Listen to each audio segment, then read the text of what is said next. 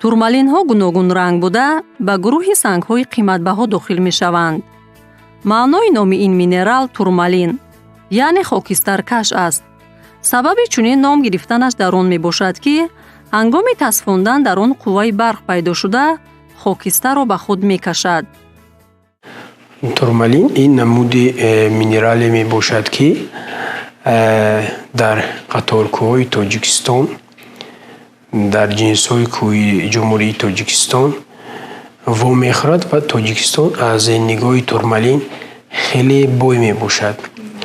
турмалин ин як намуди санге мебошад ки яъне аз худ ҷилонокӣ метиҳад ва гусехтани ин хеле осон мебошад ва асосан дар ҷумҳурии Тоҷикистон қариб 4-5 намуди турмалин вомехӯрад ки яъне аз нигоҳи хусусиятҳои химиявӣ ва хусусиятҳои физикавӣ ва аз ҳамдигар фарқ карда мешаванд ки яъне ҳастаи турмалини сиёҳ, турмалини шерл меган ва турмалини сабз, турмалини осмонӣ, яъне қариб 4-5 намуди турмалин дар ҷумҳурии Тоҷикистон вомехӯранд ва яъне аз нигоҳи хусусиятҳош фақат фарқ мекунанду халос. турмалин аз замонҳои қадим ҳамчун санги зебо маълум аст. турмалин дар байни рассомон сазовори эътироф гашта ба онҳо илҳом мебахшад. аз ҳама нави қиматтарини он турмалини сурх аст. таркиби химиявии турмалин алюмосиликати мураккаби бор мебошад. рангҳои кабуд, сабз, осмонӣ, зард, бур ва сиёҳи он бо дохилаҳои оҳан ва хром, сурху гулобӣ бо дохилаҳои манган вобаста аст. турмалин кристаллҳои призма ва сутунчашакл ҳосил мекунад. ҷилояш шишагӣ, мурд, сахтиаш 7.5 мебошад. бо корди пулодӣ онро харошида намешавад. конҳои машҳури турмалинҳои рангоранг дар Шри-Ланка, Бирма, Бразилия, Ҳиндустон, Мозамбик, Амрикои Шимолӣ ва Афғонистон ҷойгир мебошанд. турмалини кабуд дарозияш 1 то 20 сантиметр, бараш 0.5 сантиметр аст. дар ин ҷо кристаллҳои турмалини гуногунранги дохилаш сурхи гулобӣ, атрофаш кабуд низ вомехӯранд.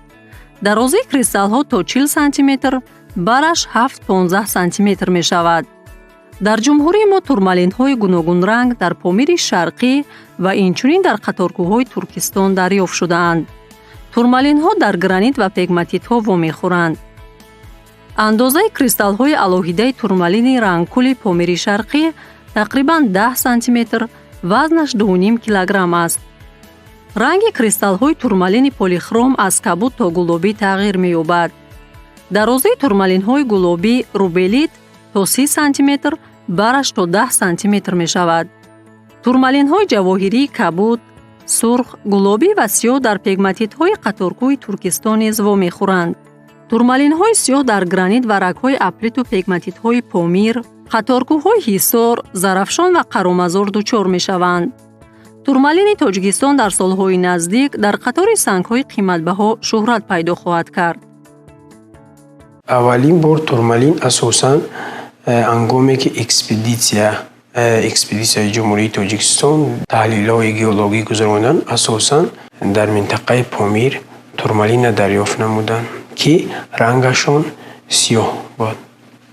яъне дар соҳаи геология турмалина яъне турмалин шерл меган ки яъне ҳамон намуда дарёфт кардагият.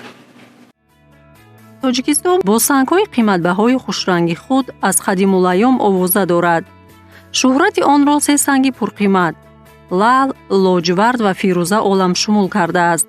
дар Тоҷикистон бо ривоҷи конҳои тиллову нуқраву сангҳои қиматбаҳо касби ҷавоҳиршиносӣ ва заргарӣ ҳанӯз аз замонҳои қадим оғоз ёфта буд.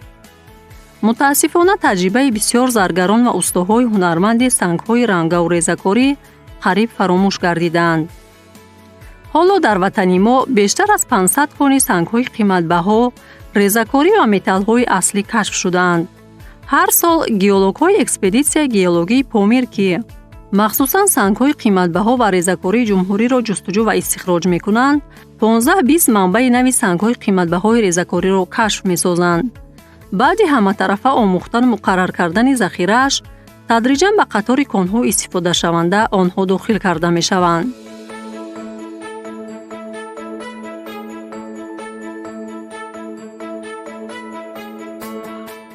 ҳоло мутахассисони саридораи геологияи тоҷик, Институти геологияи Академияи миллии илмҳои ҷумҳурӣ ва факултаи геологияи Донишгоҳи миллии Тоҷикистон хусусиятҳои геологӣ, минералогию, петрографӣ, пайдоиш ва қонуниятҳои ҷойгир шудани конҳои сангҳои қиматбаҳо ва резакориро меомӯзанд.